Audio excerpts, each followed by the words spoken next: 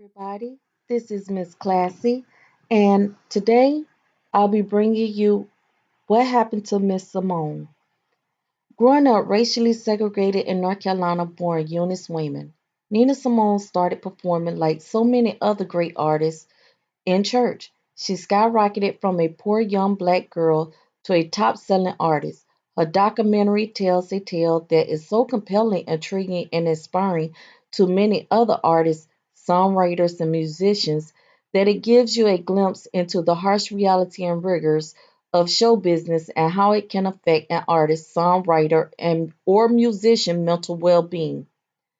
Nina learned to play the piano at a very early age from her mentor, who opened a whole new world to her playing music like Bach, who is Miss Simone's favorite until the day she died, Beethoven, and other classical music during her early years, which is what shaped Nina's attitude and views on race issues and how she eventually went from making classical music to writing and singing civil rights music.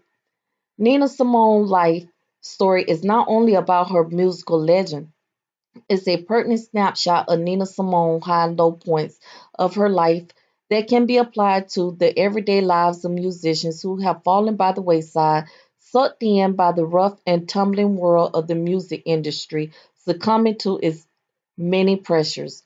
Despite the racism and loneliness, Simone's early life hinged on becoming the world's first female black classical pianist.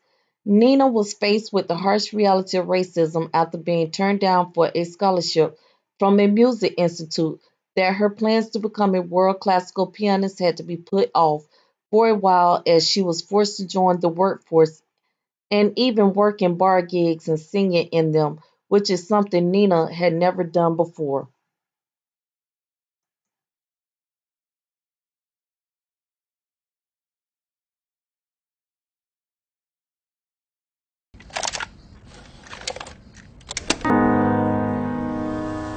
Black is the color of my true love's hair.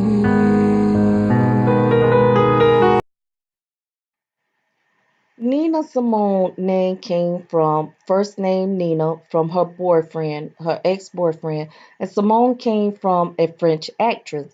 Simone fell from grace came from several factors, which inspired the now famous quote from the late Maya Angelou: Miss Simone, you are idolized, even loved by millions now. But what happened, Miss Simone? Which is the documentary you had just seen. And if you've never seen it, I highly suggest that you see it. Like many women today who have reached stardom, perfect family life, and conglomerate asset and possessions, Simone was also abused to continue performing by her husband, who quit his job working as a law enforcement officer. The abuse from her husband pressured Simone to make more money to support her family, which pushed Simone into depression. Yet, being an abused victim, Simone would leave her husband when he would beat her severely bad, only to go back to him because she felt his beatings was done out of love for her. I'll tell you what freedom means to me. No fear. As the documentary continues into Nina Simone's life, Nina will combat her feelings of trying to be happy and make her marriage work when her pivotal point came at the news of a church bombing in Birmingham, which killed four black girls and wounded many other young blacks. Simone needed to add her voice by letting the world know about the bombing. Simone went from being a depressed, battered wife to a mad and angry writer, a singer, when she sung Mississippi GD, which ended up being her number one hit with the activist community and not mainstream. That music is where Simone finally felt she had found her calling, which in the end also ended up being her fall from grace in the mainstream.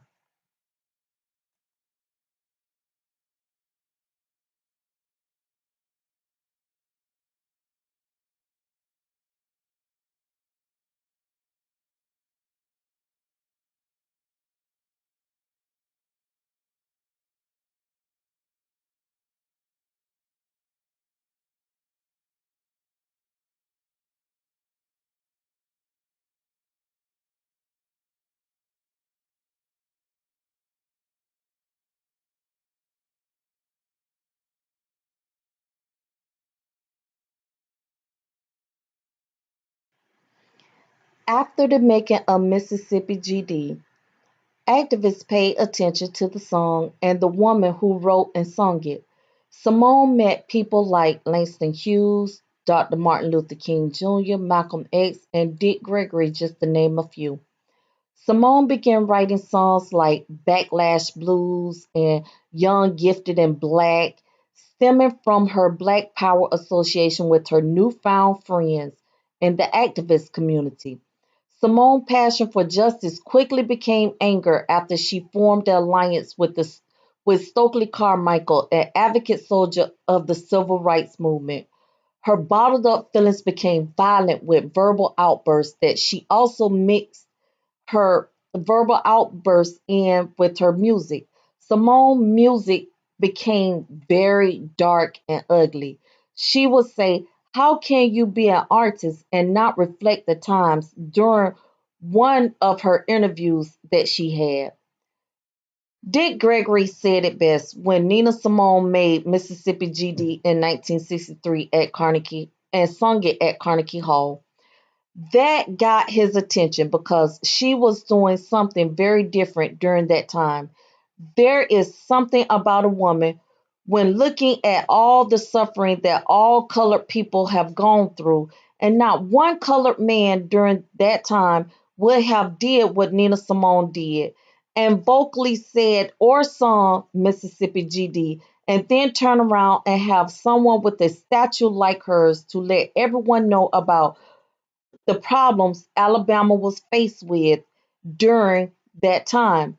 There was not one person who did not want to say it, but was too scared to actually say it and face the consequences. Oh, but not Nina Simone. She wrote and sung it, Mississippi GD. What happened, Nina? Why are you playing in front of 100 people and not 20,000? Nina's fall from grace came after the assassination of Dr. Martin Luther King Jr. Her marital issues and the deep rooted depression she started suffering from. It was during that time when Simone finally found the courage to leave her husband and leave the U.S., which she called the United Snakes of America. At the lowest point in her life and nearly losing grip with reality, Simone realized the damage some of the songs she wrote during the civil rights movement had done to her career. Simone ended up broke and her behavior became worse on the streets of Paris. Simone's erratic behavior finally had a name when she was diagnosed with being bipolar and manic depressive. Although she never got to fulfill her childhood dream becoming the first black female classical pianist, she did fulfill her promise to her friends, who rescued her from her down spiraling self by taking her medication and getting back to selling out concerts before her death in 2003. What is freedom to you? Nina Simone's life depicts what's right and what's wrong. Simone's words ring true today, and the question raised reminds us why we need to keep listening. This is Miss Classy. Thank you for watching. Please hit the like, share, and subscribe button. Oh my god. Awesome. Oh my god. Awesome. Awesome.